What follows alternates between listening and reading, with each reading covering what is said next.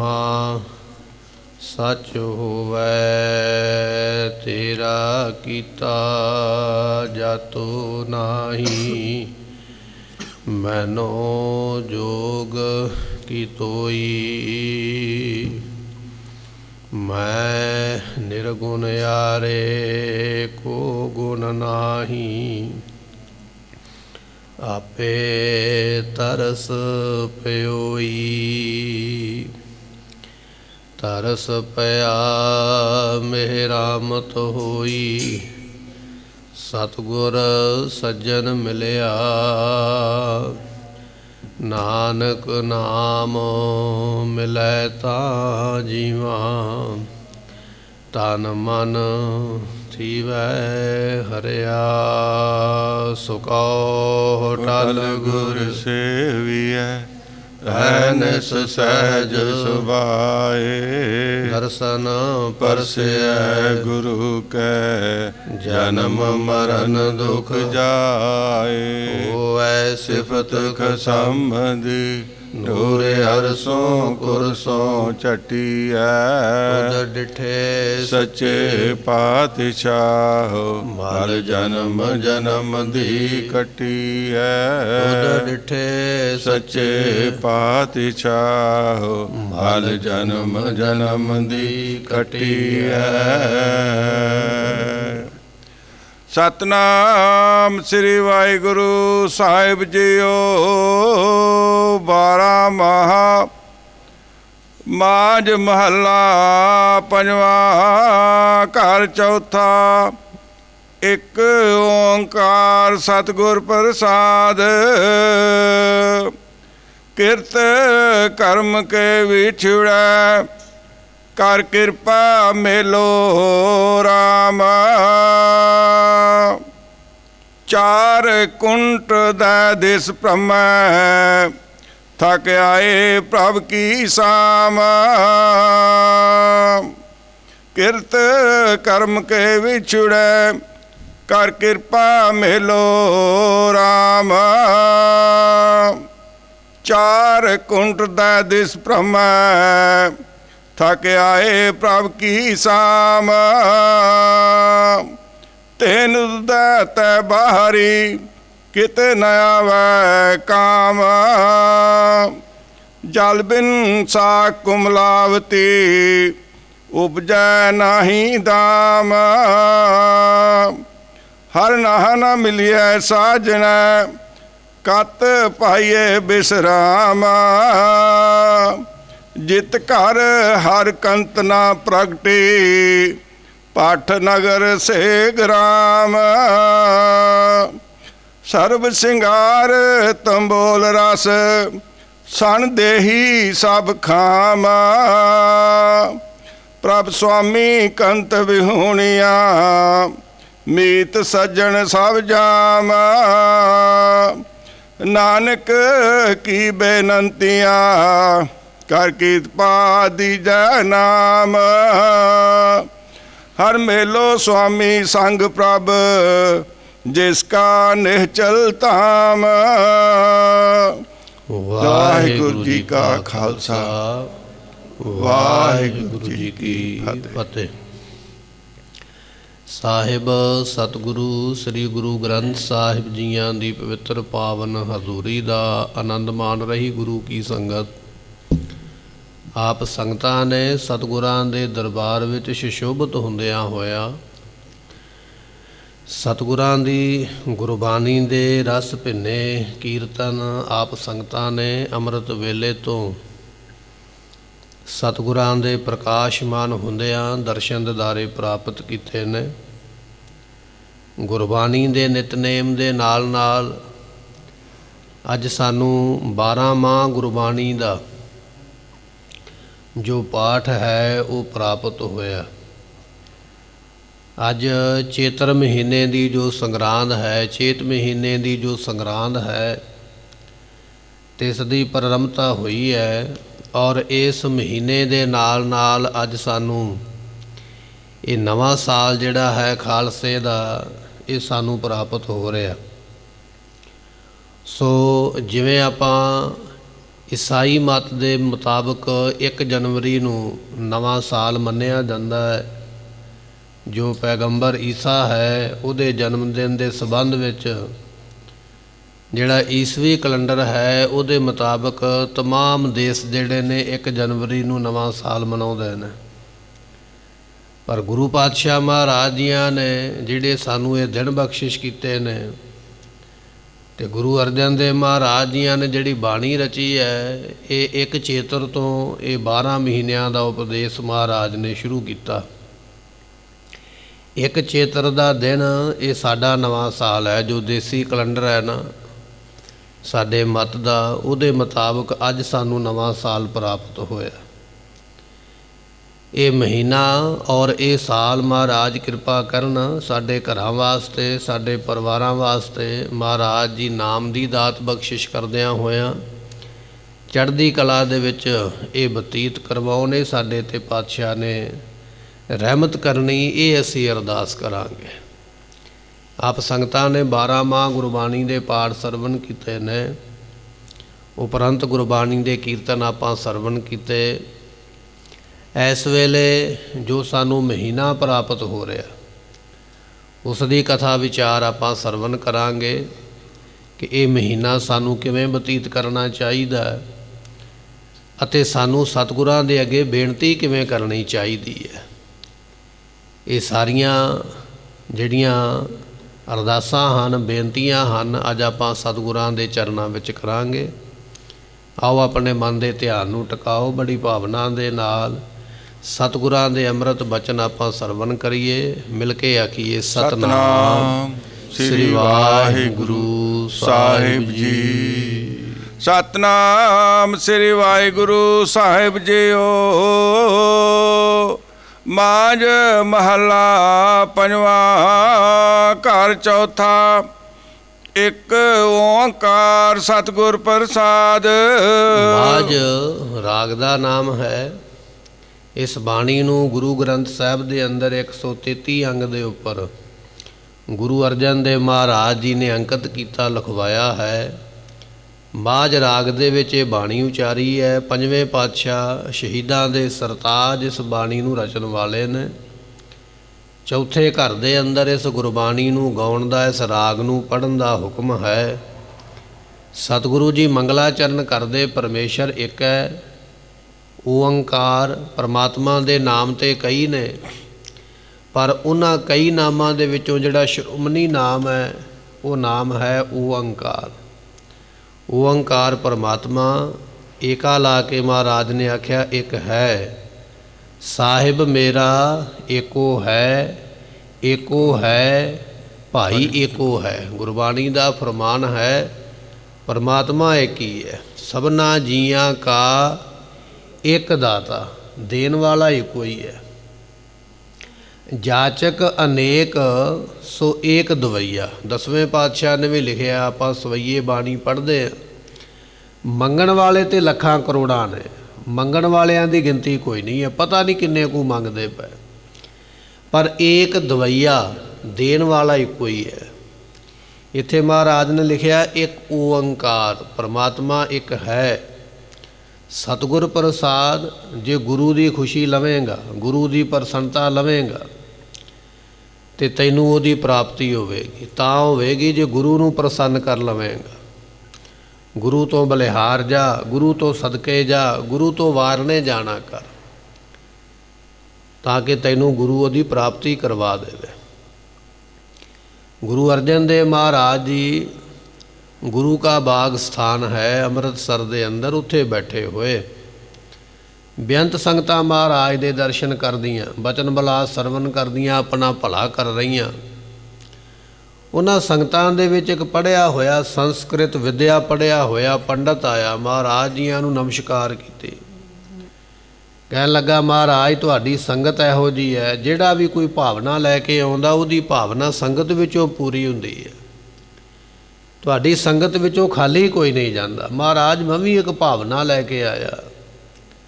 ਪਾਤਸ਼ਾਹ ਕਹਿਣ ਲੱਗੇ, ਕੀ ਮਨੋਰਥ ਹੈ ਮਨ ਦਾ? ਕਹਿਣ ਲੱਗਾ, ਜੀ ਵਿਦਿਆ ਬੜੀ ਪੜ੍ਹੀ ਹੈ, ਗ੍ਰੰਥ ਬੜੇ ਪੜ੍ਹੇ ਨੇ, ਪਰ ਮੇਰੀ ਜ਼ੁਬਾਨ ਵਿੱਚ ਰਸ ਨਹੀਂ ਹੈ। ਜਦੋਂ ਮੈਂ ਕਥਾ ਕਰਦਾ, ਗ੍ਰੰਥ ਸੁਣਾਉਂਦਾ, ਕੋਈ ਸੁਣਨ ਨੂੰ ਤਿਆਰ ਨਹੀਂ ਹੈ, ਲੋਕ ਉੱਠ ਕੇ ਚਲੇ ਜਾਂਦੇ। ਤੁਹਾਡੀ ਸੰਗਤ ਇੱਥੇ ਤੁਹਾਡੇ ਕੋਲ ਬੈਠਦੀ ਹੈ, ਜੇ ਤੁਸੀਂ ਮੈਨੂੰ ਥੋੜ੍ਹਾ ਜਿਹਾ ਕਿਤੇ ਸਮਾਂ ਦੇ ਦਿਓ, ਮੈਂ ਸ਼ਾਸਤਰਾਂ ਦੇ ਮੁਤਾਬਕ, ਗ੍ਰੰਥਾਂ ਦੇ ਮੁਤਾਬਕ ਵੀ ਸਾਨੂੰ ਮਹੀਨਾ ਕਿਵੇਂ ਬਤੀਤ ਕਰਨਾ ਚਾਹੀਦਾ, ਮੈਂ ਸੰਗਤ ਨੂੰ ਸੁਣਾਵਾਂਗਾ। ਸੰਗਤ ਮੈਨੂੰ ਦਾਨ ਦਸ਼ਨਾ ਦੇਗੀ, ਮੇਰਾ ਗੁਜ਼ਾਰਾ ਚੱਲੇਗਾ। ਮਹਾਰਾਜ ਇੰਨੀ ਵਿੱਦਿਆ ਪੜ੍ਹ ਕੇ ਘਰ ਵਿੱਚ ਪ੍ਰਸ਼ਾਦੇ ਦਾ ਮੇਰਾ ਬੜਾ ਔਖਾ ਹੋ ਗਿਆ, ਪ੍ਰਸ਼ਾਦਾ ਵੀ ਬਣਦਾ ਨਹੀਂ ਹੈ। ਗੁਰੂ ਪਾਤਸ਼ਾਹ ਨੇ ਸੁਣਿਆ ਬਚਨ, ਮਹਾਰਾਜ ਨੇ ਆਗਿਆ ਦਿੱਤੀ। ਕੁਝ ਮਹੀਨੇ ਕਰਦਾ ਰਿਹਾ, ਹਰੇਕ ਮਹੀਨੇ ਆ ਜਾਣਾ, ਵਿਚਾਰ ਸਰਵਨ ਕਰਵਾਉਣੀ। ਜਦੋਂ ਚੰਗਾ ਪ੍ਰਸ਼ਾਦਾ ਪਾਣੀ ਚੱਲਣ ਲੱਗ ਪਿਆ, ਹੁਣ ਜਿਹੜੇ ਸਾਡੇ ਆਪਣੇ ਲੋਕ ਹੀ ਹੁੰਦੇ ਨੇ, ਉਹਨਾਂ ਨੂੰ ਚੰਗਾ ਨਹੀਂ ਲੱਗਦਾ ਵੀ ਇਹਦਾ ਕੰਮਕਾਰ ਚੰਗਾ ਕਿਵੇਂ ਚੱਲਿਆ। ਨਾਲ ਦਿਆਂ ਪੰਡਤਾਂ ਨੇ ਉਸ ਨੂੰ ਸਿੱਖਿਆ ਦੇਣੀ ਸ਼ੁਰੂ ਕਰ ਦਿੱਤੀ। ਕਹਿਣ ਲੱਗੇ, ਕਥਾ ਤੂੰ ਕਰਦਾ, ਵਿਚਾਰਾਂ ਤੂੰ ਸੁਣਾਉਂਦਾ, ਗ੍ਰੰਥ ਤੂੰ ਪੜ੍ਹੇ ਨੇ। ਤੇ ਗੁਰੂ ਅਰਜਨ ਸਾਹਿਬ ਨੇ ਕੀ ਪੜ੍ਹਿਆ? ਕੁਝ ਵੀ ਨਹੀਂ ਪੜ੍ਹਿਆ। ਤੇ ਮੱਥਾ ਲੋਕ ਉਹਨਾਂ ਨੂੰ ਟੇਕਦੇ, ਤੈਨੂੰ ਕੀ ਮਿਲਦਾ ਹੈ? ਹੁਣ ਤੇ ਸੰਗਤ ਵੀ ਤੇਰੀ ਜਾਣ ਪਛਾਣ ਹੋ ਗਈ ਹੈ, ਤੂੰ ਇਹ ਗੱਲ ਕਹਿ ਵੀ ਜਾਂ ਤੇ ਮੱਥਾ ਵੀ ਮੈਨੂੰ ਟੇਕੋ। ਇਸੇ ਤਰ੍ਹਾਂ ਹੋਇਆ, ਆ ਜਿਹੜਾ ਮਹੀਨਾ ਅੱਜ ਆਪਾਂ ਨੂੰ ਪ੍ਰਾਪਤ ਹੋ ਰਿਹਾ ਨਾ, ਚੇਤ ਦਾ ਮਹੀਨਾ, ਤੇ ਉਹ ਕਥਾ ਕਰਨ ਨਾ ਆਇਆ। ਨਾ ਆਉਣ ਕਰਕੇ ਮਹਾਰਾਜ ਨੇ ਸਿੱਖ ਨੂੰ ਭੇਜਿਆ, ਕਹਿੰਦੇ ਜਾਓ ਭਾਈ ਬੁਲਾ ਕੇ ਲਿਆਓ। ਇਹਨੇ ਫਿਰ ਅੱਗੋਂ ਜਵਾਬ ਦਿੱਤਾ, ਕਹਿਣ ਲੱਗਾ ਵੀ ਮੈਂ ਗ੍ਰੰਥ ਪੜ੍ਹੇ ਨੇ, ਮੈਂ ਉੱਚ ਕੁਲ ਦੇ ਵਿੱਚ ਜਨਮਿਆ, ਤੁਸੀਂ ਗੁਰੂ ਅਰਜਨ ਸਾਹਿਬ ਨੂੰ ਗੁਰੂ ਮੰਨਦੇ ਹੋ, ਉਪਦੇਸ਼ ਮੇਰੇ ਕੋਲੋਂ ਸੁਣਦੇ ਹੋ, ਇਹ ਗੱਲ ਨਹੀਂ ਬਣੇਗੀ। ਜਾਂ ਤੇ ਮੈਨੂੰ ਮੰਨੋ ਜਾਂ ਫਿਰ ਉਪਦੇਸ਼ ਵੀ ਗੁਰੂ ਤੋਂ ਸੁਣੋ। ਸਿੱਖ ਨੇ ਆ ਕੇ ਦੱਸਿਆ ਸੰਗਤਾਂ ਨੂੰ। ਸੰਗਤਾਂ ਨੇ ਬੇਨਤੀ ਕੀਤੀ ਬਾਬਾ ਬੁੱਢਾ ਸਾਹਿਬ ਜੀਆਂ। ਬਾਬਾ ਬੁੱਢਾ ਸਾਹਿਬ ਜੀਆਂ ਨੇ ਬੇਨਤੀ ਕੀਤੀ ਗੁਰੂ ਅਰਜਨ ਦੇਵ ਮਹਾਰਾਜ ਜੀਆਂ ਨੂੰ, ਸਤਿਗੁਰੂ ਅੱਜ ਤੁਹਾਡੇ ਹੁੰਦਿਆਂ ਲੋਕ ਇਹ ਗੱਲਾਂ ਕਰਦੇ, ਤੇ ਸਰੀਰ ਤੇ ਸਦਾ ਨਹੀਂ ਨਾ ਰਹਿਣਾ, ਇਹ ਤੇ ਨਾਸ ਹੋਣਾ ਹੀ ਹੈ, ਅਸੀਂ ਵੀ ਜਾਣਾ, ਸਾਰਿਆਂ ਨੇ ਚਲੇ ਜਾਣਾ। ਤੁਹਾਡੇ ਤੋਂ ਬਾਅਦ ਵਿੱਚ ਸਾਡਾ ਕੀ ਹੋਵੇਗਾ? ਸਤਿਗੁਰੂ ਇਹੋ ਜਿਹੀ ਸੌਖੀ ਬਾਣੀ ਉਚਾਰੋ ਜਿਹੜਾ ਸਾਨੂੰ ਕਿਸੇ ਕੋਲੋਂ ਜਾ ਕੇ ਪੁੱਛਣਾ ਹੀ ਨਾ ਪਵੇ ਵੀ ਇਹ ਮਹੀਨਾ ਕੀ ਕਹਿੰਦਾ ਹੈ, ਜਾਂ ਇਸ ਮਹੀਨੇ ਅਸੀਂ ਕੀ ਕਰਨਾ, ਸਾਨੂੰ ਪੁੱਛਣਾ ਨਾ ਪਵੇ। ਮਹਾਰਾਜ ਬਾਣੀ ਇਹੋ ਜਿਹੀ ਉਚਾਰ ਦਿਓ। ਗੁਰੂ ਅਰਜਨ ਦੇਵ ਮਹਾਰਾਜ ਜੀਆਂ ਨੇ ਉਸ ਵੇਲੇ ਸੁਣ ਕੇ ਬਚਨ, ਕਹਿਣ ਲੱਗੇ ਠੀਕ ਹੈ ਭਾਈ, ਜੇ ਸੰਗਤ ਦੀ ਇਹ ਮਰਜ਼ੀ ਹੈ, ਸੰਗਤ ਇਹ ਚਾਹੁੰਦੀ ਹੈ। ਬਾਣੀ ਤੇ ਭਾਵੇਂ ਗੁਰੂ ਨਾਨਕ ਸਾਹਿਬ ਨੇ ਵੀ ਉਚਾਰੀ ਹੈ, 12 ਮਾਹ ਤੁਖਾਰੀ ਰਾਗ ਦੇ ਵਿੱਚ ਹੈ, ਪਰ ਉਹ ਥੋੜ੍ਹਾ ਪੜ੍ਹਨਾ ਵੀ ਕਠਿਨ ਹੈ, ਸਮਝਣਾ ਵੀ ਔਖਾ ਹੈ, ਕਠਿਨ ਹੈ ਬਾਣੀ, ਹਰੇਕ ਦੇ ਸਮਝ ਨਹੀਂ ਪੈਂਦੀ ਹੈ।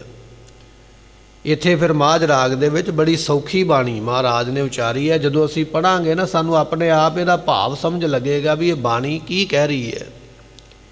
ਐਸੀ ਬਾਣੀ ਮਹਾਰਾਜ ਜੀਆਂ ਨੇ ਇੱਥੇ ਬਖਸ਼ਿਸ਼ ਕੀਤੀ ਹੈ। 12 ਮਹੀਨਿਆਂ ਦਾ ਉਪਦੇਸ਼ ਇੱਕ ਦਿੱਤਾ, ਤੇ ਅਖੀਰਲੀ ਪੌੜੀ ਵਿੱਚ ਮਹਾਰਾਜ ਨੇ ਨਾਮ ਦੀ ਮਹਿਮਾ ਕਥਨ ਕੀਤੀ ਹੈ। ਜਿਨ ਜਿਨ ਨਾਮ ਤੇ ਆਇਆ ਤਿਨ ਕੇ ਕਾਜ ਸਰੇ, ਉਹਦੇ ਵਿੱਚ ਨਾਮ ਦੀ ਮਹਿਮਾ ਹੈ। ਤੇ ਪਹਿਲੀ ਪੌੜੀ ਵਿੱਚ ਮਹਾਰਾਜ ਅਰਦਾਸ ਕਰਨੀ ਸਿਖਾਉਂਦੇ ਨੇ, ਕਿਉਂਕਿ ਪਹਿਲਾਂ ਅਰਦਾਸ ਕਰਾਂਗੇ ਤੇ ਉਪਦੇਸ਼ ਤਾਂ ਹੀ ਸੁਣਾਂਗੇ ਨਾ। ਅਰਦਾਸ ਕਿਵੇਂ ਕਰਨੀ ਹੈ? ਸਾਨੂੰ ਨਹੀਂ ਕਰਨੀ ਆਉਂਦੀ ਹੈ, ਸਾਡੇ ਗੁਰੂ ਨੇ ਸਾਨੂੰ ਸਮਝਾਇਆ ਅਰਦਾਸ ਕਿਵੇਂ ਕਰ, ਇਹ ਪਹਿਲੀ ਪੌੜੀ ਵਿੱਚ ਬਖਸ਼ਿਸ਼ ਕਰਦੇ ਹਨ। ਕਿਰਤ ਕਰਮ ਕੇ ਵਿਛੜੇ ਕਰ ਕਿਰਪਾ ਮੇਲੋ ਰਾਮ। ਸਾਡੇ ਤੇ ਜਦੋਂ ਦੁੱਖ ਆਉਂਦਾ ਨਾ, ਕੋਈ ਵਿਪਤਾ ਪੈਂਦੀ ਹੈ, ਸੰਕਟ ਪੈਂਦਾ, ਮਾੜਾ ਸਮਾਂ ਆਉਂਦਾ, ਅਸੀਂ ਉਦੋਂ ਦੂਜੇ ਦਾ ਗੁਨਾਹ ਕੱਢਦੇ ਹਾਂ। ਫਲਾਣੇ ਬੰਦੇ ਨੇ ਮੈਨੂੰ ਦੁੱਖ ਦਿੱਤਾ ਹੈ, ਜਿਹਦੀ ਸੋਚ ਥੋੜ੍ਹੀ ਜਿਹੀ ਅੱਗੇ ਹੈ, ਥੋੜ੍ਹਾ ਜਿਹਾ ਸਿਆਣਾ ਕਹਿ ਲਈਏ, ਉਹ ਰੱਬ ਤੇ ਦੋਸ਼ ਕੱਢਦਾ, ਰੱਬ ਨੇ ਮੈਨੂੰ ਦੁੱਖ ਦਿੱਤਾ ਹੈ। ਇਹ ਸਾਡੀ ਸੰਸਾਰੀ ਸੋਚ ਹੈ। ਰੱਬ ਭਾਵੇਂ ਅਕਾਲ ਪੁਰਖ ਕਹਿ ਲਓ, ਪਰਮੇਸ਼ਰ ਕਹਿ ਲਓ, ਵਾਹਿਗੁਰੂ ਕਹਿ ਲਓ, ਗੌਡ ਕਹਿ ਲਓ, ਖੁਦਾ ਕਹਿ ਲਓ, ਭਗਵਾਨ ਕਹਿ ਲਓ, ਮੈਨੂੰ ਉਹਨੇ ਦੁੱਖ ਦਿੱਤਾ ਹੈ। ਪਤਾ ਨਹੀਂ ਮੈਂ ਰੱਬ ਦਾ ਕੀ ਵਿਗਾੜਿਆ ਵੀ ਰੱਬ ਹਰ ਵੇਲੇ ਮੈਨੂੰ ਹੀ ਮੁਸੀਬਤ ਵਿੱਚ ਪਾ ਕੇ ਰੱਖਦਾ, ਮੈਨੂੰ ਚੱਕਰਾਂ ਵਿੱਚ ਪਾਇਆ ਹੋਇਆ। ਮੇਰਾ ਗੁਆਂਢੀ ਤੇ ਬੜਾ ਸੁਖੀ ਹੈ, ਮੇਰਾ ਫਲਾਣਾ ਰਿਸ਼ਤੇਦਾਰ ਤੇ ਬੜਾ ਸੁਖੀ ਹੈ, ਮੈਂ ਹੀ ਕਿਉਂ ਮੁਸੀਬਤ ਵਿੱਚ ਪਿਆ ਹੋਇਆ? ਮੈਂ ਰੱਬ ਦਾ ਕੀ ਇਹੋ ਜਿਹਾ ਵਿਗਾੜਿਆ ਜੋ ਮੈਨੂੰ ਇਹੋ ਜਿਹੇ ਚੱਕਰਾਂ ਵਿੱਚ ਪਾਇਆ? ਸਤਿਗੁਰੂ ਪਾਤਸ਼ਾਹ ਕਹਿਣ ਲੱਗੇ ਤੂੰ ਉਲਟਾ ਚੱਲਦਾ ਪਿਆ, ਤੂੰ ਗਲਤ ਚੱਲਦਾ ਪਿਆ। ਰੱਬ ਦਾ ਤੇਰੇ ਨਾਲ ਵੈਰ ਨਹੀਂ ਹੈ, ਤੇਰਾ ਵੈਰ ਤੇਰੇ ਕੰਮਾਂ ਦੇ ਨਾਲ ਹੈ, ਤੇਰੇ ਕੰਮ ਤੇਰੇ ਵੈਰੀ ਬਣ ਗਏ ਨੇ। ਰੱਬ ਦਾ ਵੈਰ ਤੇਰੇ ਨਾਲ ਨਹੀਂ। ਰੱਬ ਨੇ ਤੈਨੂੰ ਦੁੱਖ ਦੇ ਕੇ ਕੀ ਕਰਨਾ? ਜਿਹੜੇ ਤੂੰ ਕੰਮ ਕਰਦਾ ਪਿਆ ਨਾ, ਉਹ ਤੇਰੇ ਕੰਮ ਤੇਰੇ ਵੈਰੀ ਬਣ ਗਏ ਨੇ, ਕਰਮ ਬਣ ਕੇ। ਕਿਰਤ ਕਰਮ ਕੇ ਵਿਛੜੇ। ਮਹਾਰਾਜ ਤੁਹਾਡਾ ਕਸੂਰ ਨਹੀਂ ਹੈ, ਮੈਂ ਤੁਹਾਡੇ ਤੋਂ ਦੂਰ ਹਾਂ, ਤੁਹਾਡਾ ਥੋੜ੍ਹੀ ਕਸੂਰ ਹੈ, ਕਸੂਰ ਮੇਰਾ ਹੈ। ਕਿਉਂ? ਕਿਉਂਕਿ ਮੈਂ ਕੀਤੇ ਕਰਮ ਇਹੋ ਜਿਹੇ ਨੇ, ਉਹਨਾਂ ਕਰਮਾਂ ਦੇ ਕਰਕੇ ਮੇਰੇ ਕੋਲੋਂ ਪਾਪ ਹੋ ਗਏ, ਪਾਪਾਂ ਦੇ ਕਰਕੇ ਮੈਂ ਤੇਰੇ ਤੋਂ ਦੂਰ ਹੋ ਗਿਆ। ਇਹ ਗਲਤੀ ਮੇਰੀ ਹੈ। ਜੇ ਕੁਝ ਲੈਣਾ ਹੈ ਤਾਂ ਗਲਤੀ ਮੰਨਣੀ ਪਵੇਗੀ, ਆਪਣਾ ਗੁਨਾਹ ਮੰਨਣਾ ਪਵੇਗਾ। ਜਿੰਨਾ ਚਿਰ ਆਪਣਾ ਗੁਨਾਹ ਨਹੀਂ ਨਾ ਮੰਨਦਾ, ਕਬੂਲ ਨਹੀਂ ਨਾ ਕਰਦਾ ਵੀ ਮੈਂ ਗਲਤ ਹਾਂ, ਉਹਨਾਂ ਚਿਰ ਮਾਫੀ ਨਹੀਂ ਮਿਲਦੀ ਹੈ।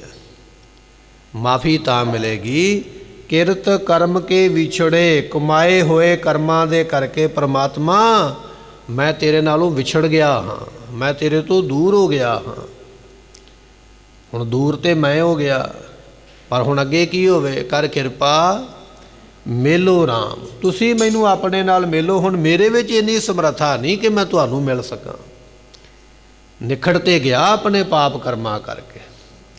ਜਦੋਂ ਕੋਈ ਦੁੱਖ ਆਉਂਦਾ ਨਾ, ਮੁਸੀਬਤ ਆਉਂਦੀ ਹੈ, ਬਿਪਤਾ ਪੈਂਦੀ ਹੈ, ਉਦੋਂ ਰੱਬ ਨੂੰ ਦੋਸ਼ ਨਾ ਦਿਆ ਕਰ ਵੀ ਪਰਮਾਤਮਾ ਤੂੰ ਮੈਨੂੰ ਦੁੱਖ ਦਿੱਤਾ।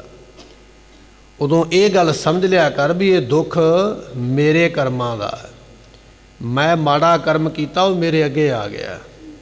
ਮਹਾਰਾਜ ਕਹਿਣ ਲੱਗੇ ਦੱਦਾ ਦੋਸ ਨਾ ਦਿਉ ਕਿਸੈ, ਦੋਸ ਕਰਮਾਂ ਆਪਣਿਆਂ, ਜੋ ਮੈਂ ਕੀਆ ਸੋ ਮੈਂ ਪਾਇਆ। ਜੋ ਮੈਂ ਕਰਾਂਗਾ ਨਾ ਉਹ ਮੈਨੂੰ ਪਾਉਣਾ ਪੈਣਾ, ਅੱਜ ਨਹੀਂ ਤੇ ਕੱਲ੍ਹ। ਦੋਸ਼ ਨਾ ਦੀਜਿਆ ਵਰਜਣਾ, ਦੂਜੇ ਨੂੰ ਕਾਹਦਾ ਦੋਸ਼ ਦੇਣਾ ਵੀ ਫਲਾਣੇ ਨੇ ਮੈਨੂੰ ਆਹ ਚੱਕਰਾਂ 'ਚ ਪਾਇਆ। ਗੁਰੂ ਪਾਤਸ਼ਾਹ ਦੀ ਬਾਣੀ ਬਚਨ ਕਰਦੀ ਹੈ, ਕਹਿਣ ਲੱਗੇ ਇਹ ਕਰ ਕਰੇ ਸੋ ਇਹ ਕਰ ਪਾਏ। ਜਿਹੜੇ ਹੱਥ ਨਾਲ ਅੱਜ ਬੀਜ ਬੀਜੇਗਾ, ਉਹ ਹੱਥ ਤੈਨੂੰ ਫਿਰ ਉਹ ਬੀਜ ਵੱਢਣ ਵਾਸਤੇ ਹੱਥ ਵਰਤਣਾ ਪਵੇਗਾ। ਜਦੋਂ ਸਤਿਯੁਗ ਦਾ ਸਮਾਂ ਸੀ ਨਾ, ਤੇ ਇੱਕ ਬੰਦਾ ਪਾਪ ਕਰਦਾ ਸੀ, ਸਾਰੇ ਦੇਸ਼ ਨੂੰ ਉਹਦੀ ਸਜ਼ਾ ਮਿਲਦੀ ਸੀ। ਸਤਿਯੁਗ ਦੇ ਵਿੱਚ ਕਹਿੰਦੇ ਕਥਾ ਇੱਕ ਆਉਂਦੀ ਹੈ ਵੀ ਇੱਕ ਰਾਜੇ ਨੇ ਕੁਕਰਮ ਕੀਤਾ, ਗਲਤ ਕੰਮ ਕੀਤਾ ਪਾਪ ਦਾ। ਸਾਰੇ ਦੇਸ਼ ਦੇ ਵਿੱਚ ਰੇਤਾ ਦੀ ਬਰਸਾਤ ਹੋਈ, ਰੇਤ ਡਿੱਗੀ ਆਕਾਸ਼ ਦੇ ਵਿੱਚੋਂ, ਸਾਰੇ ਦੇਸ਼ ਵਿੱਚ ਕਾਲ ਹੀ ਪੈ ਗਿਆ, ਫਸਲਾਂ ਮਰ ਗਈਆਂ। ਪਾਪ ਤੇ ਇੱਕ ਨੇ ਕੀਤਾ, ਸਜ਼ਾ ਸਾਰੇ ਦੇਸ਼ ਨੂੰ ਮਿਲੀ ਹੈ। ਅਗਲਾ ਯੁੱਗ ਚੱਲਿਆ, ਯੁੱਗ ਆ ਗਿਆ ਤ੍ਰੇਤਾ। ਤ੍ਰੇਤੇ ਯੁੱਗ ਦੇ ਵਿੱਚ ਇੱਕ ਬੰਦਾ ਪਾਪ ਕਰਦਾ, ਸਜ਼ਾ ਪੂਰੇ ਸ਼ਹਿਰ ਨੂੰ ਮਿਲਦੀ ਹੈ। ਤ੍ਰੇਤੇ ਵਿੱਚ ਹੀ ਹੋਇਆ ਨਾ ਰਾਵਣ। ਹੁਣ ਸੀਤਾ ਨੂੰ ਚੁੱਕਿਆ ਤੇ ਰਾਵਣ ਨੇ ਹੈ ਨਾ, ਬਾਕੀ ਸ਼ਹਿਰ ਵਾਲੀਆਂ ਨੇ ਨਹੀਂ ਨਾ ਚੁੱਕਿਆ। ਆਪਾਂ ਇਤਿਹਾਸ ਪੜ੍ਹਦੇ ਹਾਂ ਵੀ ਇਕੱਲਾ ਹੀ ਆਇਆ ਸੀ ਜੋਗੀ ਬਣ ਕੇ, ਨਾਲ ਫੌਜ ਨਹੀਂ ਲੈ ਕੇ ਆਇਆ, ਬੰਦੇ ਨਹੀਂ ਲੈ ਕੇ ਆਇਆ, ਇਕੱਲੇ ਨੇ ਚੁੱਕਿਆ। ਤੇ ਸਜ਼ਾ ਸਾਰੇ ਸ਼ਹਿਰ ਨੂੰ ਮਿਲੀ। ਸਾਰਾ ਸ਼ਹਿਰ, ਲੰਕਾ ਸਾਰੀ ਸੜੀ। ਆਪਾਂ ਪੜ੍ਹਦੇ ਹਾਂ ਨਾ ਇਤਿਹਾਸ, ਸਾਰੀ ਦੀ ਸਾਰੀ ਲੰਕਾ ਸੜ ਗਈ। ਪਾਪ ਇੱਕ ਨੇ ਕੀਤਾ, ਸਜ਼ਾ ਸਾਰੇ ਸ਼ਹਿਰ ਨੂੰ ਮਿਲੀ ਹੈ। ਅੱਗੇ ਆ ਗਿਆ ਦੁਆਪਰ ਯੁੱਗ। ਦੁਆਪਰ ਯੁੱਗ ਦੇ ਵਿੱਚ ਪਾਪ ਇੱਕ ਕਰਦਾ, ਸਜ਼ਾ ਪੂਰੇ ਖਾਨਦਾਨ ਨੂੰ ਮਿਲਦੀ ਹੈ। ਤੇ ਆਪਣੇ ਕੋਲ ਇਤਿਹਾਸ ਆ ਜਾਂਦਾ ਦੁਰਯੋਧਨ ਦਾ। ਦੁਰਯੋਧਨ ਨੇ ਆਖਿਆ ਸੀ ਦ੍ਰੋਪਦੀ ਦੇ ਕੱਪੜੇ ਉਤਾਰੇ ਜਾਣ, ਕਹਿਣ ਵਾਲਾ ਦੁਰਯੋਧਨ ਹੈ। ਸਾਰਿਆਂ ਨੇ ਨਹੀਂ ਉੱਥੇ ਕਿਹਾ ਵੀ, ਸਾਰਿਆਂ ਦੀ ਸਹਿਮਤੀ ਨਹੀਂ ਸੀ ਵੀ ਉਤਾਰੇ ਜਾਣ। ਇੱਕ ਨੇ ਕਿਹਾ। ਸਜ਼ਾ ਕਿਹਨੂੰ ਮਿਲੀ? ਪੂਰੇ ਖਾਨਦਾਨ। ਪੂਰਾ ਖਾਨਦਾਨ ਹੀ ਮੁੱਕ ਗਿਆ। ਦੁਰਵਾਸਾ ਸਿਓ ਕਰਤ ਠਗੌਰੀ, ਜਾਦਵ ਇਹ ਫਲ ਪਾਏ। ਸਾਰੇ ਦੇ ਸਾਰੇ ਜਾਦਵ ਜਿਹੜੇ ਸਨ ਖਤਮ ਹੋ ਗਏ, ਸਾਰੇ ਦੇ ਸਾਰੇ ਕੌਰਵ ਜਿਹੜੇ ਸਨ ਖਤਮ ਹੋ ਗਏ। ਪਾਪ ਇੱਕ ਨੇ ਕੀਤਾ ਹੈ, ਸਜ਼ਾ ਸਾਰੀ ਕੁੱਲ ਨੂੰ ਮਿਲੀ ਹੈ, ਸਾਰਾ ਖਾਨਦਾਨ ਹੀ ਨਸ਼ਟ ਹੋ ਗਿਆ। ਪਰ ਕਲਯੁੱਗ ਦਾ ਸਮਾਂ ਗੁਰਮੁਖੋ ਉਲਟਾ। ਕਲਯੁੱਗ ਦੇ ਵਿੱਚ ਮੈਂ ਕਰਮ ਕੀਤਾ, ਉਹਦੀ ਸਜ਼ਾ ਕੇਵਲ ਮੈਨੂੰ ਮਿਲਣੀ ਹੈ, ਖਾਨਦਾਨ ਨੂੰ ਨਹੀਂ ਮਿਲਣੀ ਹੈ। ਇੱਥੋਂ ਤੱਕ ਇਹ ਕਰ ਕਰੇ, ਜਿਹੜੇ ਹੱਥ ਦੇ ਨਾਲ ਮੈਂ ਅੱਜ ਬੀਜ ਬੀਜਿਆ ਹੈ, ਜਦੋਂ ਉਹ ਬੀਜ ਮੇਰਾ ਬੀਜਿਆ ਹੋਇਆ ਜਵਾਨ ਹੋਵੇਗਾ ਨਾ ਫਸਲ ਦੇ ਰੂਪ ਦੇ ਵਿੱਚ, ਤੇ ਮੈਨੂੰ ਦਾਤਰੀ ਵੀ ਸੱਜੇ ਹੱਥ ਵਿੱਚ ਹੀ ਫੜਨੀ ਪੈਣੀ ਹੈ। ਸੱਜੇ ਹੱਥ ਨਾਲ ਬੀਜ ਬੋਇਆ, ਸੱਜੇ ਹੱਥ ਨਾਲ ਬੀਜ ਕਟਿਆ ਹੈ। ਜਿਵੇਂ ਮੈਂ ਬੀਜਿਆ ਸੀ ਉਵੇਂ ਮੈਂ ਉਹਨੂੰ ਨਿਬੇੜਿਆ ਹੈ। ਇਹ ਹੈ ਕਲਯੁੱਗ ਦਾ ਅਸੂਲ। ਜਿਵੇਂ ਦਾ ਕਰੇਗਾ ਉਵੇਂ ਦਾ ਪ੍ਰਾਪਤ ਹੋਵੇਗਾ। ਦੱਦਾ ਦੋਸ ਨਾ ਦਿਉ ਕਿਸੈ। ਮਹਾਰਾਜ ਤੇ ਇਹ ਗੱਲ ਕਹਿੰਦੇ ਨੇ, ਕਿਸੇ ਬੰਦੇ ਨੂੰ ਦੋਸ਼ ਨਾ ਦੇ। ਅਸੀਂ ਬੰਦੇ ਨੂੰ ਛੱਡੋ, ਅਸੀਂ ਤੇ ਰੱਬ ਨੂੰ ਦੋਸ਼ ਦਿੰਦੇ ਹਾਂ ਵੀ ਜੇ ਮੇਰੇ ਤੇ ਆ ਦੁੱਖ ਆ ਗਿਆ, ਮੁਸੀਬਤ ਆ ਗਈ ਹੈ, ਸੰਕਟ ਆ ਗਿਆ, ਤੇ ਰੱਬ ਮੇਰਾ ਵੈਰੀ ਬਣਿਆ ਹੋਇਆ। ਅਸੀਂ ਇਹ ਗੱਲ ਕਹਿੰਦੇ ਹਾਂ। ਦੋਸ਼ ਨਾ ਦਿਉ ਕਿਸੈ, ਦੋਸ ਕਰਮਾਂ ਆਪਣਿਆਂ, ਤੇਰੇ ਆਪਣੇ ਕਰਮਾਂ ਦਾ ਦੋਸ਼ ਹੈ। ਤੇ ਪਾਤਸ਼ਾਹ ਕਹਿਣ ਲੱਗੇ ਭਾਈ ਬਚਨ ਇਹ ਹੈ, ਜੋ ਮੈਂ ਕੀਆ ਸੋ ਮੈਂ ਪਾਇਆ, ਦੋਸ਼ ਨਾ ਦੀਜੈ ਅਵਰ ਜਨ। ਅਸੀਂ ਇੱਥੇ ਗੁਰੂ ਕੋਲ ਆਏ ਹਾਂ, ਕਾਹਦੇ ਵਾਸਤੇ ਆਏ ਹਾਂ? ਆਪਣਾ ਪਾਪ ਬਖਸ਼ਾਉਣ ਵਾਸਤੇ, ਆਪਣਾ ਗੁਨਾਹ ਬਖਸ਼ਾਉਣ ਵਾਸਤੇ। ਤਾਂ ਹੀ ਅਸੀਂ ਮੱਥਾ ਟੇਕਦੇ ਹਾਂ ਭਾਈ ਪਿਆਰਿਓ, ਮੱਥਾ ਟੇਕਦੇ ਹਾਂ, ਝੁਕਦੇ ਹਾਂ, ਸਾਡੇ ਗੁਨਾਹ ਮਾਫ ਕਰ ਦੇ। ਫਿਰ ਅਸੀਂ ਗੁਰੂ ਦੀ ਪਰਿਕਰਮਾ ਕਰਦੇ ਹਾਂ, ਕਾਹਦੇ ਵਾਸਤੇ? ਸਾਡਾ ਇੱਕ ਇੱਕ ਪੈਰ ਸਾਡੇ ਗੁਰੂ ਦੇ ਨਾਲ ਨਾਲ ਚੱਲੇ, ਸਾਡੇ ਕੀਤੇ ਗੁਨਾਹ ਜਿਹੜੇ ਪਾਪ ਨੇ ਮਾਫ ਹੋ ਜਾਣ। ਕਈ ਵਾਰੀ ਕੋਈ ਸਵਾਲ ਕਰ ਦਿੰਦਾ ਨਾ, ਪਰਿਕਰਮਾ ਕਿਉਂ ਕਰੀ ਦੀਆਂ ਜਾਂ ਕਿਉਂ ਕਰਨੀਆਂ ਚਾਹੀਦੀਆਂ, ਕਈ ਵਾਰੀ ਸਵਾਲ ਬਣ ਜਾਂਦਾ। ਤੇ ਪਰਿਕਰਮਾ ਕੱਲੀਆਂ ਸਿੱਖ ਧਰਮ ਦੇ ਵਿੱਚ ਨਹੀਂ, ਪਰਿਕਰਮਾ ਤੇ ਸ਼ੁਰੂ ਤੋਂ ਜਦੋਂ ਤੋਂ ਦੁਨੀਆ ਬਣੀ ਹੈ, ਕਈ ਸਾਰਿਆਂ ਧਰਮਾਂ ਵਿੱਚ ਪਰਿਕਰਮਾ ਕੀਤੀ ਜਾਂਦੀ ਹੈ। ਹਿੰਦੂ ਮਤ ਦੀ ਗੱਲ ਕਰੀਏ ਨਾ, ਕਹਿਣ ਲੱਗੇ ਇੱਕ ਵਾਰੀ ਦੇਵਤੇ ਇਕੱਠੇ ਹੋ ਗਏ, ਦਾਅਵਾ ਕਰ ਦਿੱਤਾ ਮੈਂ ਵੱਡਾ ਦੇਵਤਾ, ਦੂਜਾ ਆਖਦਾ ਮੈਂ ਵੱਡਾ ਦੇਵਤਾ। ਤੇ ਸਾਰੇ ਜਾਣੇ ਸ਼ਿਵ ਜੀ ਭਗਵਾਨ ਕੋਲ ਚਲੇ ਗਏ, ਕਹਿੰਦੇ ਜੀ ਤੁਸੀਂ ਦੱਸੋ ਵੱਡਾ ਦੇਵਤਾ ਕੌਣ ਹੈ? ਉਹ ਕਹਿਣ ਲੱਗੇ ਵੀ ਇਸ ਤਰ੍ਹਾਂ ਤੇ ਨਹੀਂ, ਜਿਹੜਾ ਧਰਤੀ ਦਾ ਪਹਿਲਾ ਚੱਕਰ ਲਾ ਕੇ ਆ ਜਾਏਗਾ, ਜਿਹਦੇ ਕੋਲ ਸ਼ਕਤੀ ਹੋਵੇਗੀ ਉਹ ਚੱਕਰ ਲਾਵੇਗਾ, ਜਿਹੜਾ ਚੱਕਰ ਲਾਵੇਗਾ ਉਹਨੂੰ ਵੱਡਾ ਮੰਨਾਂਗੇ। ਸਾਰੇ ਹੀ ਕਹਿੰਦੇ ਚੱਲ ਪਏ, ਆਪੋ ਆਪਣੀਆਂ ਸਵਾਰੀਆਂ, ਹਿੰਦੂ ਧਾਰਮਿਕ ਗ੍ਰੰਥ ਵਿੱਚ ਲਿਖਿਆ ਵੀ ਉਹਨਾਂ ਦੇਵਤਿਆਂ ਦੀ ਆਪੋ ਆਪਣੀਆਂ ਸਵਾਰੀਆਂ ਚੱਲ ਪਏ।